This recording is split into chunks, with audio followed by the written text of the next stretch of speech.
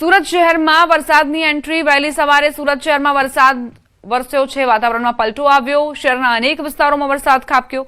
ગરમીથી રાહતના સમાચાર, પરંતુ વાહન ચાલકોને સાવચેતી રાખવા સૂચના અપાઈ છે।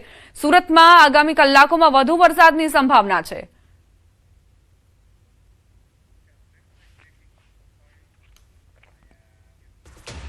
ચોવીસ જૂન સુધી રાજ્યમાં મેઘરાજા મહેરબાન થશે। રાજ્યમાં મોટા ભાગના જિલ્લામાં સામાન્ય વરસાદની આગાહી કરાઈ છે।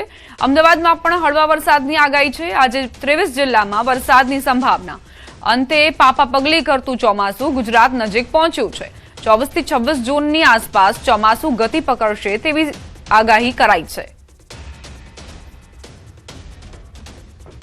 અલ નીનોના પડકાર સામે સરકાર સજ્જ। અલ નીનોને લઈને સરકારની પૂર્વ તૈયારીઓ। પડકારો સામે ગુજરાતનું સમગ્ર વહીવટી તંત્ર સજ્જ હોવાની જાણકારી। ઉત્તર ગુજરાત અને સૌરાષ્ટ્રના તળાવો ભરવામાં આવશે। રાજ્ય સરકારના પ્રવક્તા મંત્રી જીતુ વાઘાણીએ માહિતી આપી। ઉત્તર ગુજરાત અને સૌરાષ્ટ્રના તળાવો ભરવા સૂચના। પાઇપલાઇનથી તળાવો ભરવાની મર્યાદામાં વધારો। પાઇપલાઇનથી 3 કિલોમીટરની મર્યાદા વધારી 7 કિલોમીટર કરાઈ। પીવાના પાણી માટે 300 તળાવો ભરવા આદેશ। સૌરાષ્ટ્રના વિવિધ ડેમ ભરવા પણ સીએમએ આદેશ કર્યા છે। પશુઓ માટે ઘાસચારાની વ્યવસ્થા કરવા આદેશ કરાયા। હાલ 2 વર્ષ સુધી ચાલે એટલો ઘાસચારાનો જથ્થો ઉપલબ્ધ છે। અલ નીનોના પડકાર સામે તંત્રએ સજ્જ રહેવા માટે સૂચના આપવામાં આવી છે। ખેડૂતો માટે આકસ્મિક પાક આયોજન જાહેર કરાયું। એઆઈ આધારિત કૃષિ પ્રગતિ પોર્ટલથી માર્ગદર્શન અપાશે। 50 લાખથી વધુ ખેડૂતોને માર્ગદર્શન મળશે। પાણી પીવાનું પાણી હોય એના માટે થઈને વ્યવસ્થાઓ કરવા તરત સૂચનાઓ આપી છે। અને લગભગ 300ની આસપાસ તળાવો જે ઉત્તર ગુજરાત અને સૌરાષ્ટ્રના છે એ ભરવાની પણ સૂચના આપી છે। 3 કિલોમીટર જે સૌની યોજનામાં અને સૂર્યામ સુફામ યોજનામાં 3 કિલોમીટરની ક્રાઇટેરિયામાં આવતા તળાવો ભરવાનો અગાઉ નિર્ણય થયો હતો, એ સુધારીને 7 કિલોમીટરનો નિર્ણય પણ કર્યો છે। ઝડપથી એ તમામ તળાવો ભરાઈ જાય। સૌની યોજનામાં પીવાના પાણીના જેટલા ડેમો છે એ ડેમોમાં પણ 30 જૂન સુધીમાં વધારે પાણી પહોંચે એના માટેની સૂચનાઓ એ નર્મદા અને સિંચાઈ વિભાગને માનનીય મુખ્યમંત્રીશ્રીએ આપી છે।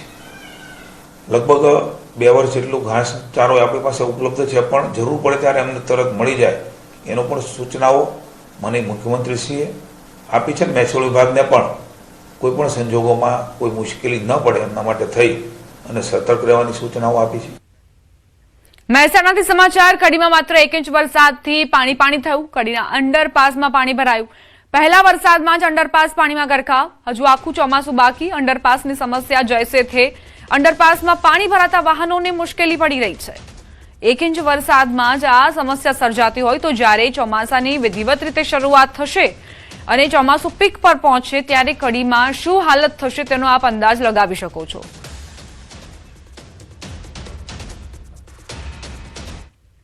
હજુ તો ચોમાસાની ધમાકેદાર શરૂઆત પણ નથી થઈ, ત્યાં કલોલમાં પહેલા વરસાદમાં વિકાસ ભ્રષ્ટાચારની ભેટ ચડી ગયો। સિઝનના સામાન્ય વરસાદમાં કલોલ પંચવટીની અનેક સોસાયટીના ગેટ સુધી પાણી ભરાઈ ગયા। પ્રથમ વરસાદમાં કલોલના વિકાસની પોલ ખુલ્લી પડી ગઈ। હનુમાન મંદિર, ભીમનાથ ડુપ્લેક્સ, ગ્રીન વેલી, ગ્રીન સિટી સહિતની સોસાયટીના ગેટ સુધી પાણી ભરાઈ જવાથી લોકોને હાલાકીનો સામનો કરવો પડ્યો।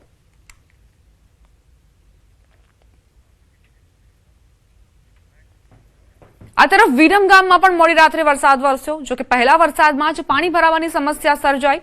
કેટલાક વિસ્તારોમાં પાણી ભરાતા વાહન ચાલકોને હાલાકીનો સામનો કરવો પડ્યો હતો।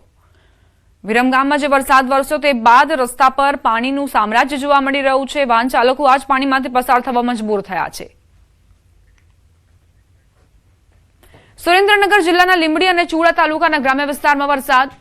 રામરાજપર, નાના ટીમ્બલા, મોટા ટીમ્બલા, નટવરગઢ, જાંબુચોડા તાલુકાના કોરડા સહિત આસપાસના ગ્રામ્ય વિસ્તારમાં ધોધમાર વરસાદ ખાબક્યો। ભારે ઉકળાટ બાદ વરસાદથી ઠંડક પ્રસરી।